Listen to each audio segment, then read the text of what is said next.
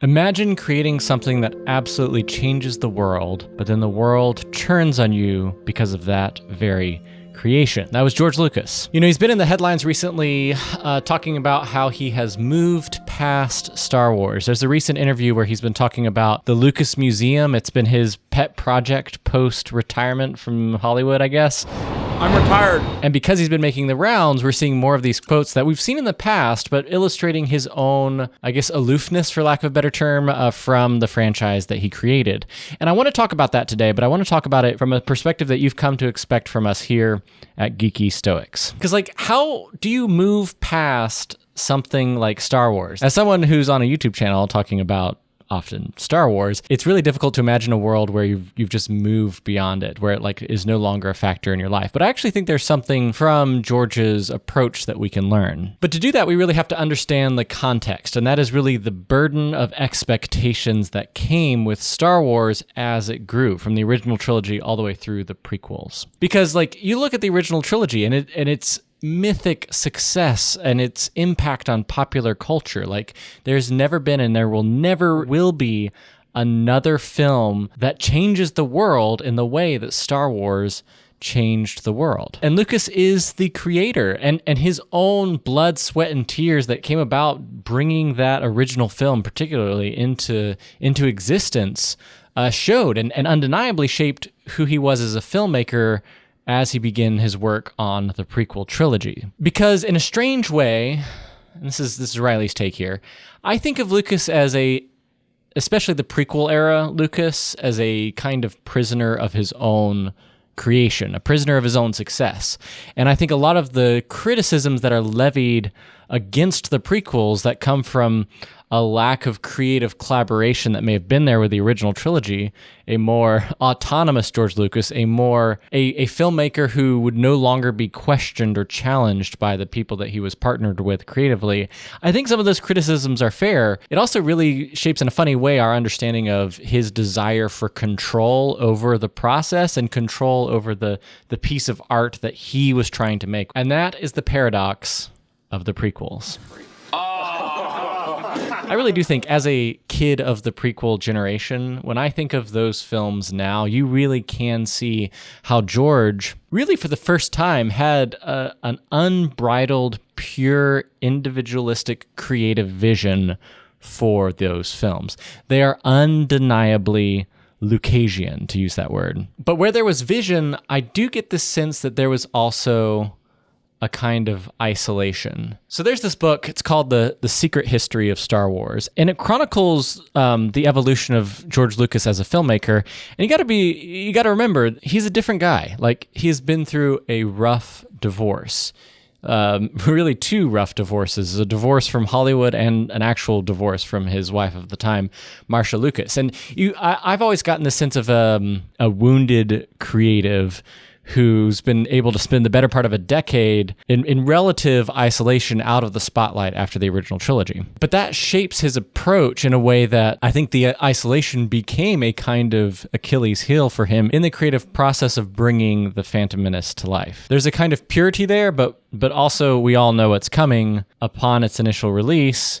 The Star Wars prequels become, and undeniably at the time, a sort of punching bag of popular culture. And yes, I think it's overplayed, but we have to acknowledge the impact that would have had to have on someone like Lucas. And I'm sure as much as over the years he's risen above it all, and there are plenty of recent quotes where he talks about the backlash from some so-called parts of the fan community. But there's a valuable lesson that I think George had to learn the hard way, which once your piece of art, the thing that you create, enters the world, in a way, it no longer belongs to the artist.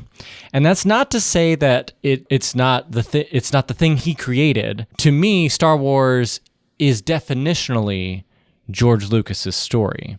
But the impact of Star Wars and Star Wars as a cultural phenomenon was outside of the realm of any control that Lucas himself would have. That is a Stoic philosophy 101. Epictetus, a Stoic and former slave, so he has a right to talk about this stuff. He infamously said, some things are in your control and some things are not. Lucas could control, and maybe more than ever before, have full control over the creative process of making Star Wars films when he was making the prequels, but he could not control anyone's reaction to the art. Which takes us, if we fast forward a little bit, to a $4 billion handshake. So in 2012, Lucas sold his baby, Lucasfilm, and all of its subsidiaries, to include, obviously, the biggest one being Star Wars. He sold them to the mouse, to Disney. In a way, I think of this as one of the greatest acts of creative surrender that we've ever seen in history. And I don't want to hear it.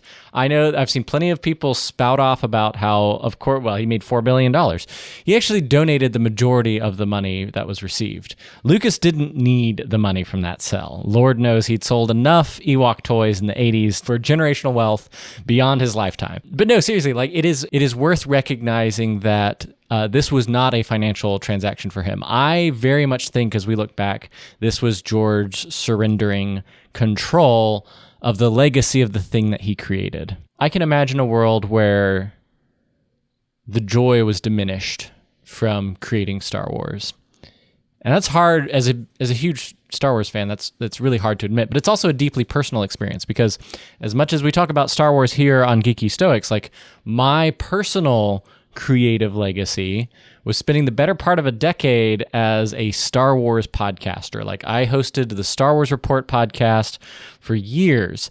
And as the Star Wars community became increasingly divided, and as we saw Disney increasingly approach Star Wars with a storytelling by committee, play it safe kind of storytelling, like the joy of being a Star Wars podcaster and my personal experience with fandom slowly diminished the creative joy of recording a podcast week to week. And I had to make a tough decision, and I let go of that podcast. But fortunately, here I am today. Like I found new ways to approach my own fandom personally, and I'm so glad that I reached that turning point. And that turning point happened for a reason. Like, you have to be careful what you wish for. The sale to Disney revealed what happens when corporate control and current politics takes over any kind of creative independence and purpose. The sequels and the Disney era of Star Wars have produced plenty of good story. There are talented storytellers and good stories within the realm of the Disney era of Star Wars. I think of the first 2 seasons of Mandalorian, Rogue One, like there's some amazing stories, but writ large,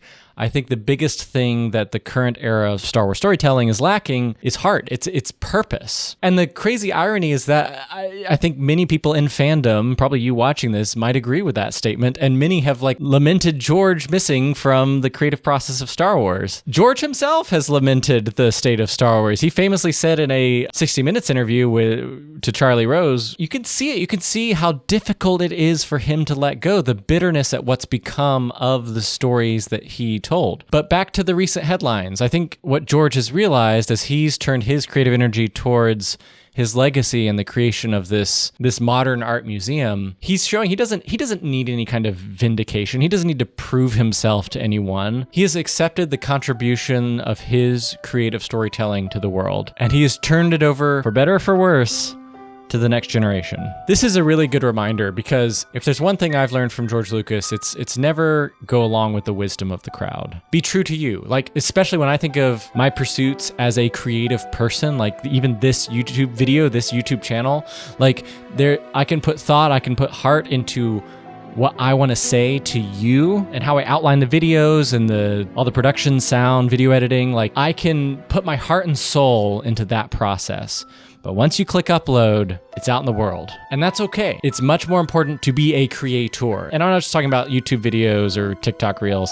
I'm talking about being in the arena of having something to say, of making your contribution to the world. Because that process is you both sharing yourself with the world and also expressing your own identity. But you're not defined by your output. You're not defined by other people's opinion of you or your work. You're not defined by your job. You don't even have full control of your reputation, but you are a human being, and you get to stare off into the twin suns and dream of a better future, of the one that you want to create. And you know what?